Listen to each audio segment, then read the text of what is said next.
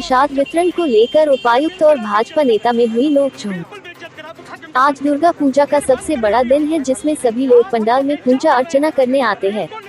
साक्षी स्थित पूजा पंडाल में सार्वजनिक प्रसाद वितरण की खबर के बाद उपायुक्त सूरज कुमार और अन्य जिला प्रशासन के लोग वहां पहुंचकर वितरण करने से मनाही करने लगे। तभी कमेटी के मेंबर सह भाजपा नेता अभय सिंह के साथ उपायुक्त की नोकझोंक हुई। भाजपा नेता अभय सिंह ने कहा कि कोरोना के गाइडलाइंस के तहत ही सारे कार्य किए जा रहे हैं। उन्होंने प्रशासन पर निशाना साधते हुए कहा कि लोग रूल को इम्प्लीमेंट करने के लिए ये भी भूल जाते हैं कि हिंदू और हिंदू की पर्व क्या है। उन्होंने यह तक कह दिया कि अगर कोई भी हिंदू के पर्व के साथ खिलवाड़ करने की कोशिश करेगा तो उसके लिए वे अंत तक लड़ेंगे। वहीं जिला उपायुक्त सूरज कुमार ने बताया कि कमेटी द्वारा गाइडलाइंस को लेकर उलझन थी। उनके द्वारा प्रसाद का वितरण सामूहिक तरीके से की जा रही थी, जबकि प्रशासन ने पहले ही बताया था कि प्रसाद का वितरण घर जा कर करनी है, तो इसी के तहत जिला प्रशासन द्वारा प्रसाद को घर घर पहुँचाने को कहा गया।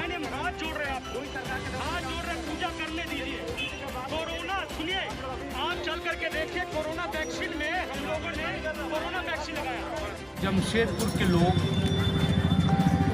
बहुत ही आस्था और विश्वास के साथ में लगातार 8 दिनों से यहाँ पर, बल्कि जमशेदपुर झारखंड पूरे देश में माँ भगवती की आराधना कर रहे हैं। लोग उपवास भी हैं और अचानक आज एक घटना होती है कि जिला प्रशासन के हमारे माननीय उपायुक्त जमशेदपुर का आगमन हमारे पंडाल के नज़दीक, जो मंदिर 95 वर्ष से इस क्षेत्र का श्रद्धा का केंद्र रहा है, दुर्गा मंदिर, जहां पर भोग बन रहा था, वहां कुछ लाइनें भी लगी थी। अचानक हमने देखा कि मैं यहाँ पर पंडाल में पूजा कर रहा था। मैं वहाँ गया, अफरा तफरी का माहौल हो गया, लोग भागने लगे, लोगों को भगाया जाने लगा, खाकी वर्दी पहन करके लोग भगाने लगे। प्रशासन की जिम्मेदारी अवश्य होता है कि हम किसी भी चीज़ को सौहार्दपूर्ण वातावरण पर सबका विश्वास जीत कर हम वैसा काम करें जो समाज में एक सकारात्मक संदेश जाए। लेकिन लगातार जमशेदपुर की प्रशासन न जाने किसके दबाव में ऐसा कृत्य कर रही है, कुकृत्य कर रही है कि जो सीधे जमशेदपुर के लोगों की आस्था के साथ में हिंदुओं के साथ खिलवाड़ हुआ। रंकनी मंदिर में कभी संदेश आता है कि वहाँ पर भोग बांटने और ले जाने और नहीं करने पर या पुष्पांजलि देने पर रोक हो रहा है। कहीं किसी पंडाल में जाकर के उनका गुम्मज को जिला प्रशासन खोलने के लिए मजबूर कर दिया। कहीं रिफ्यूजी कॉलोनी में थाना के पुलिस चले जाती है। मेरा यह मानना है कि हमने तो आपका सारा कुछ बात माना, लाइटें नहीं लगी, पंडाल नहीं बना, मेला नहीं लगा, विसर्जन जुलूस नहीं निकला, झूला नहीं निकला, दुकानें नहीं लगी, कोई भी काम नहीं हुआ लगातार 2 वर्ष से। जितनी जिला प्रशासन को चिंता है कोरोना वैक्सीन महामारी से, उससे ज़्यादा चिंता पूजा पंडाल के लोगों ने भी किया। लेकिन दुर्भाग्य लीडिंग पंडाल से, ठीक है, जो आप करोगे बाकी अनुकरण करते हैं उसका। आप होम डिलीवरी कराओ, बाकी सब हमने तो होम डिलीवरी कराएगा, बाकी करवा भी रहे हैं। सूरज बाबू मदद किए हैं, मैं अप्रिशिएट कर रहा हूँ। मैं कभी इस चीज को जब आप मेरे जगह समाज बनेंगे ना तो आप वही काम करें जो मैं कर। मैं आपकी जॉब के डिफिकल्टी को स्वीकार नहीं कर रहा हूँ। आप जिस पोजीशन पे हैं, मैं लेकिन ये अच्छा मैसेज नहीं है। मैं अच्छा मैसेज की बात नहीं कर रहा हूँ। मेरा पंखा है कि ये पूरा का पूरा चीज़ होम डिलीवरी पहले ही होना चाहिए था। जब हम लोग की बात हुई है, आपने हमको कमिटमेंट दी, उसके बाद भी ये नहीं बांटना था। अगर इनको क्या मालूम है कि इस तरीके से बटे तो नहीं, मंदिर पंडाल की बात नहीं है, सही बता रहे। पंडाल मंदिर नहीं है क्या? अंतर है, ऐसे में अंतर हो गया और कोई अंतर अभी तो बोले ये भी गलत है। वो कहीं ये गलत एकदम बिल्कुल गलत है। चलो आगे आप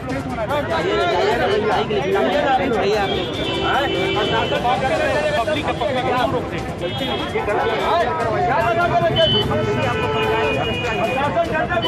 सब बिगड़ जाएगा।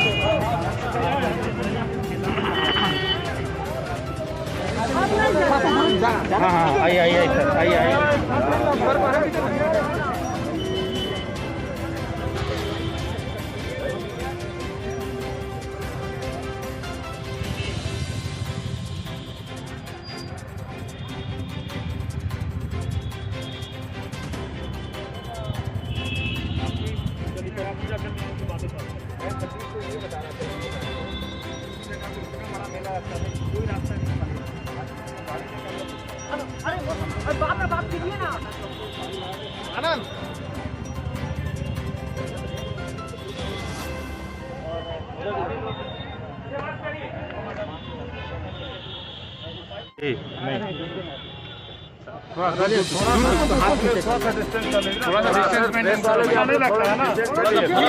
आप लोग भी तो सटे हुए थे, थोड़ा ठीक है ना, क्या करेंगे। ठीक है शांत हो जाइए।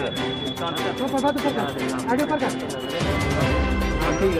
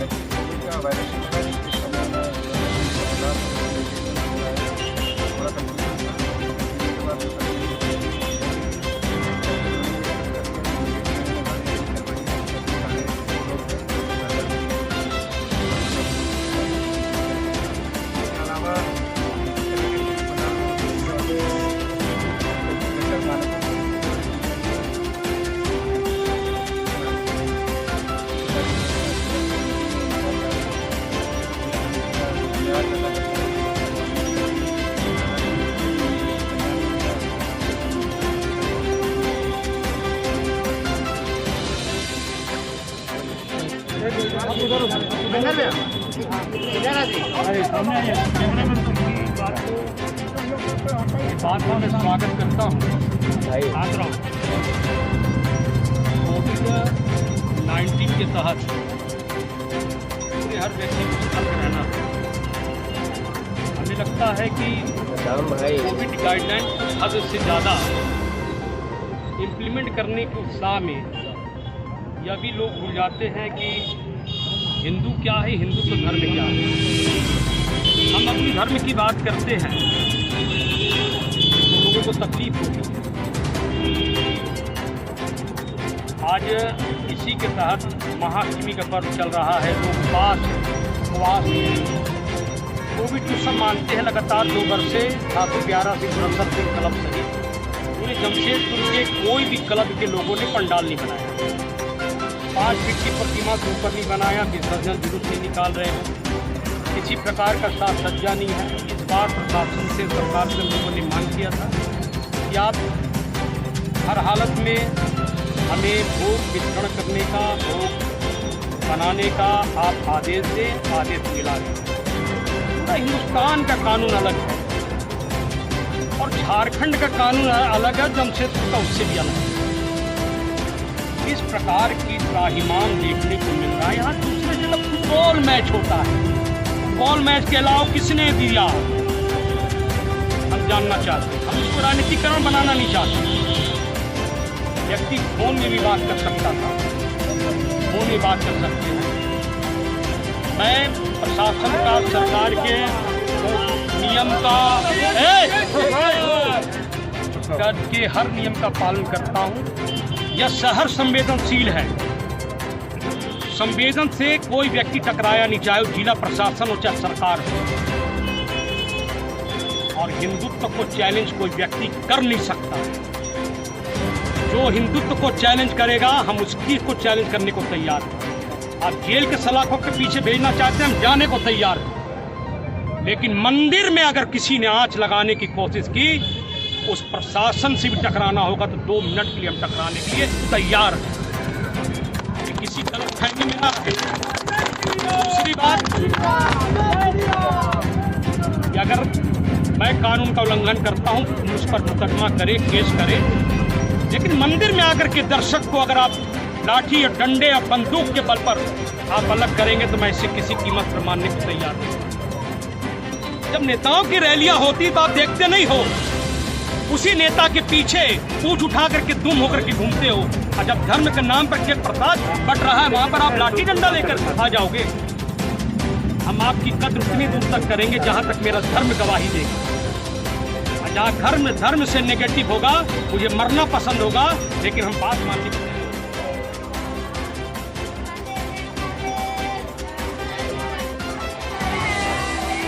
ट्रक की चपेट में आने से युवक की गई जान, बिजली विभाग पर लापरवाही का आरोप। एगीगी थाना क्षेत्र के चौधरीडीह में गुरुवार की सुबह बिजली तार के संपर्क में आ जाने से एक युवक की दर्दनाक मौत हो गई। मृतक चौधरीडीह निवासी 35 वर्षीय बहादुर यादव था। मिली जानकारी के अनुसार युवक सुबह शौच के लिए गया था। इसी दौरान नजदीक में झूल रहे बिजली तार के संपर्क में आ जाने से उसके शरीर में कट दौड़ गया और मौके पर ही उसकी मौत हो गई। घटना के बाद स्थानीय ग्रामीणों ने बिजली विभाग और पुलिस को इसकी सूचना दी। सूचना मिलते ही सरिया थाना से पुलिस अवर निरीक्षक सुबल देव, सहायक अवर निरीक्षक पुण्य उरांव सदलबल मौके पर पहुंचे और शव को कब्जे में लेकर पोस्टमार्टम के लिए गिरिडीह सदर अस्पताल भेज दिया। इधर घटना की जानकारी पर जब सदस्य अनूप पांडे मृतक के घर पहुंचे और शोकाकुल परिवार को ढाढ़स बंधाया। मौके पर उन्होंने दुख व्यक्त करते हुए परिवार को मुआवजा दिए जाने, साथ ही जहां भी बिजली तार नीचे झूल रहे हैं उसे दुरुस्त करवाने की मांग की।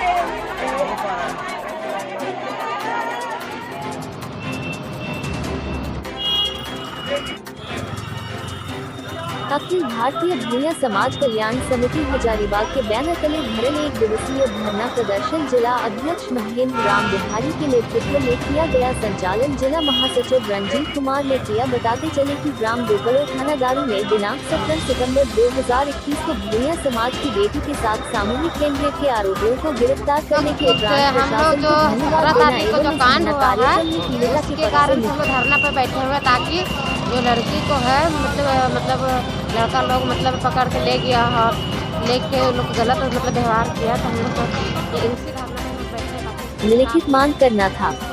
एक पीड़िता के परिवार को एक सरकारी नौकरी दिलवाना, 2 पीड़िता को 25 लाख रुपया का मुआवजा दिलवाना, 3 पोस्को 1 के तहत फास्ट कोर्ट में सुनवाई हो और दोषियों को सिर्फ फांसी ही हो, 4 पीड़िता को प्रधानमंत्री आवास एवं शौचालय की व्यवस्था मिले, 5 पीड़ित परिवार के ऊपर काफी खतरा है इसलिए उन्हें प्रशासनिक सुरक्षा मिले। हजारीबाग से भावेश की रिपोर्ट। मालूम है कि 17 सितंबर को जो कर्मा और विश्वकर्मा पूजा दोनों ही पूजा कार्यक्रम चल रहा था, उसी के बीच में हमारे गोपलों की भूया समाज की बेटी थी और वो इंटर की छात्रा भी थी। हाँ, उन्हें 18 तारीख के सुबह में 3 से 4 बजे दुष्कर्मियों के द्वारा, अपराधियों के द्वारा उसे किडनैप करके उठा करके और जंगल में जा करके सामूहिक बलात्कार किया, गैंगरेप किया। तब से हम लोग अनवरत आंदोलन पर हैं और 20 सितंबर को ही प्रशासन के द्वारा 3 अपराधियों को गिरफ्तार कर लिया गया था और जब 2 अपराधी जो फरार थे, गिरफ्तार नहीं हो रहे थे, इसके बीच में हम लोग कई धरना कार्यक्रम किए, रोड प्रदर्शन किए, रोड जाम भी किए और तो भी गिरफ्तार नहीं हो रहे थे। आज हम लोग बाध्य होकर के सामूहिक धरना देने का निर्णय लिए और अखिल भारतीय भूया समाज कल्याण समिति के बैनर तले आज धरना का कार्यक्रम किया जा रहा था। मैं प्रशासन को आज इस धरना कार्यक्रम से फिर से धन्यवाद देता हूं कि आपने वो 2 फरार अपराधियों को गिरफ्तार कर हम भूया समाज के लिए बहुत सारा उपकार किया है और भूया ही समाज नहीं, इस क्षेत्र के अन्य बेटियों के साथ भी आपने इंसाफ किया है, इसलिए प्रशासन को धन्यवाद देते हैं। धरना के माध्यम से गिरफ्तार से हम लोग संतुष्ट नहीं हैं। हम लोग धरना के माध्यम से प्रशासन से मांग करते हैं कि वो पीड़ित परिवार को सुरक्षा दे सबसे पहले। दूसरी बात कि पीड़िता को गवर्नमेंट की जो प्रावधान है उसके तहत उसे एक 25 लाख रुपये मुआवजा मिले, उस परिवार में एक सर्विस की व्यवस्था हो, परिवार में रहने के लिए प्रधानमंत्री आवास और शौचालय की व्यवस्था हो, अन्यथा ये सब बेकार हो जाए।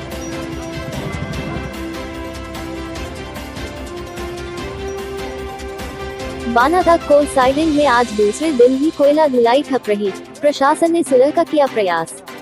एनटीपीसी और सरमीता इंफ्रास्ट्रक्चर के पदाधिकारियों के न पहुंचने से वार्ता हुई विफल।